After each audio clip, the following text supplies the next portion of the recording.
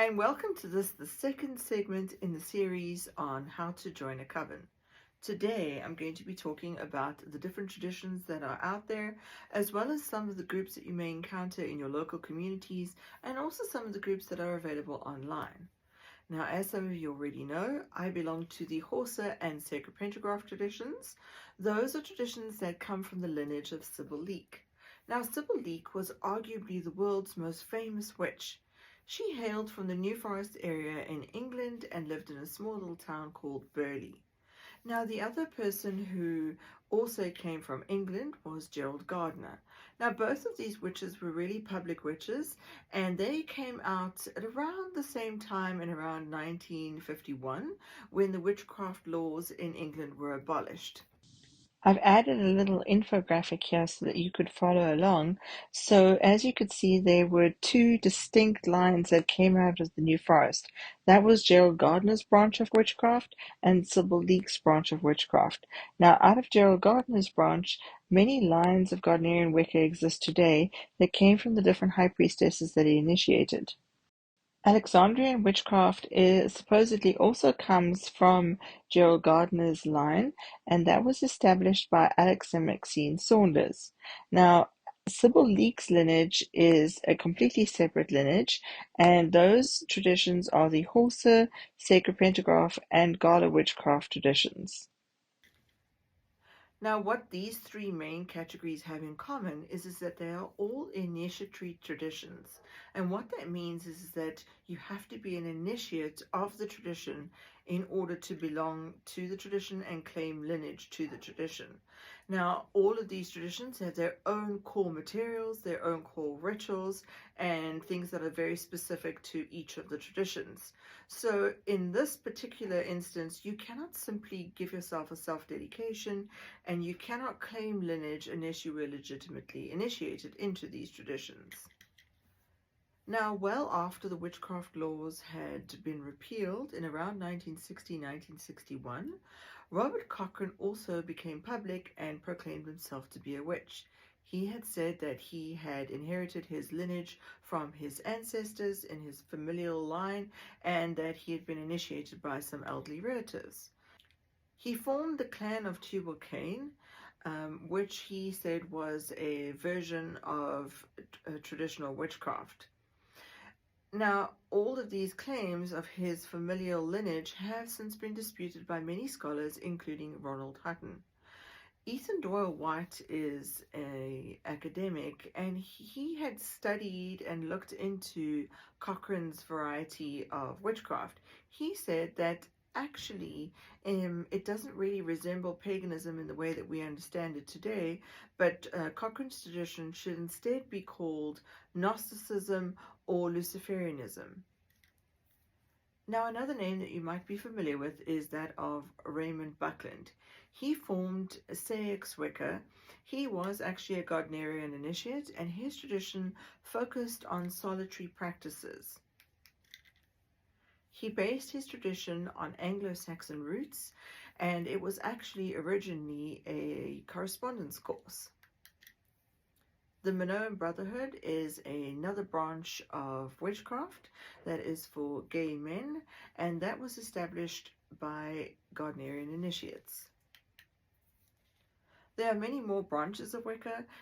Because I don't have enough time to go into every single branch of Wicca, I've just covered some of the main ones, and some of those you might actually already be familiar with. Another one that I'd like to mention is Dianic Witchcraft. Now, that was formed by a women's movement in around the 1970s, and their focus is actually on the goddess. They don't worship the god as do most other Wiccans who worship both the goddess and the god. From around the 1980s, many other Wiccan-inspired or Wiccan-influenced groups sprang up as a result of the publication of books and periodicals, and many of these groups we now refer to as Eclectic Wiccans. That's because they mix and match different religious, cultural, and spiritual aspects into their variation of Wicca. Now, eclectic Wiccans are generally not initiated, and they have incorporated various belief systems into their overall practice. Now, today, when we talk about eclectic Wiccans, this whole concept can be quite a quagmire because there really isn't a single definition or terminologies that are universally agreed upon in Wicca, and actually even in religious studies in general. Historically, to my understanding, witchcraft was a religion. Now, between 1951 and around the 1960s, the term Wicca became popularized, and that term for witchcraft was coined by Gerald Gardner. Now, originally the word Wicca, The Old English pronunciation for this is witcher. was a word that meant a male witch. The word Wicce or wiki meant a female witch. The Old English pronunciation is witchy. Originally, the word was witchcraft, and that was the craft that was practiced or the religion that was practiced. Unfortunately, some people still perpetuate the misunderstanding that the word Wicca means wise person. This has been debunked by many scholars over many years, and somehow it's perpetuated that it means wise person, but it doesn't. The word Wicca just means witch, or male witch specifically. In contemporary society, you may come across people who say that they practice witchcraft without the religious component. Now, in British traditional witchcraft specifically, our system is a magicio religious system, and what that means is that we practice magic as part of our religion and part of our religious beliefs. So those that choose to practice the witchcraft aspect, they will often just engage in things like divination, work with herbs, spells, and so on. So they will not include that religious aspect in their practices. Now, many eclectic witches will tell you that they only practice witchcraft and that they're not religious. There are some groups not affiliated with Robert Cochran's variety of witchcraft who would, in order to differentiate themselves from Wicca, consider themselves to be traditional witches. Now, one of the other things that I'd like to talk about today is the online arena and online groups. There are many groups on social media and in Facebook, Discord, and other social media platforms where groups are formed by sort of a loose collection of individuals. And many of these groups will offer retreats and workshops, and they would share a lot of information. Now, most of the information that is shared by various individuals within the groups, and I guess you could say that the majority of the people that are belonging to these Facebook groups actually fall under this umbrella of paganism. So they may fall anywhere from Wicca right the way through to eclectic witchcraft. So the information that you are getting in these groups comes from many different sources, and sometimes the information could be dubious in quality, or it could be very watered down forms of occultism.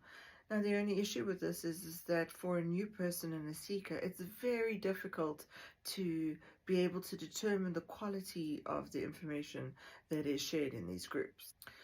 So what I would suggest is that if you are a new person and you have joined some of these online groups, like say, for example, a Facebook group,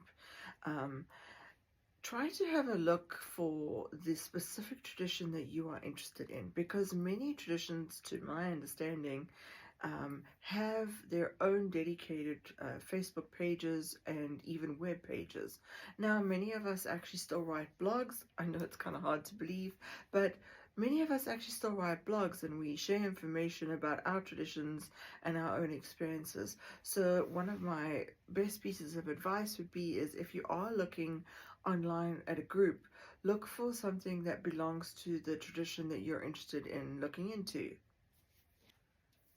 So when you are a brand new seeker or somebody who's just getting interested in witchcraft or Wicca and you want to attend a 101 course, my suggestion is find out if the people or the person running the course is actually affiliated with a specific tradition or has a specific lineage. But that's only if you are specifically interested in actually eventually belonging to a specific tradition or lineage. If you're not, then it's irrelevant and you should go ahead and attend the course. So let's say, for example, you want to attend a course that is offered either online or at one of your local witch stores, or even a private entrepreneur who owns a business that supplies or presents witchcraft courses. If you are somebody who is looking to eventually join a tradition, I think that it would be worth your while to get a vouch from those people providing the courses to make sure that they are who they say they are. Now, I think I'll cover the concept of vouching and getting a vouch in a different video because it's a slightly longer topic, but I would definitely get a vouch for them. Because I have seen so many people that are heartbroken and disillusioned and disappointed when they were conned by some of these people into believing that they actually belong to a specific lineage that they don't belong to. What I do want to make clear before I end this video is to say that there is absolutely nothing wrong with people presenting courses or selling goods and services. In the sacred pentagraph tradition specifically, it's actually codified in book 4 of the sacred pentagraph books, where it talks about acceptable means of making money and so on. I'm going to link that book in the description box below if you'd like to go and look that up, where our sacred pentagraph tradition specifically talks about things that we find acceptable. And then there's also another page, the page right after, where we talk about things that we would not find acceptable. And that might be a helpful guide for you to know how one specific British traditional form of witchcraft sees the sale of goods and services. So all of this is quite a lot for a new seeker to navigate, and I hope that I've given you enough information that you are able to distinguish between some of the groups and the traditions that are out there. As usual, if you have any comments or questions, please leave them in the comment box below. Like and subscribe if you enjoy the content, and blessed be.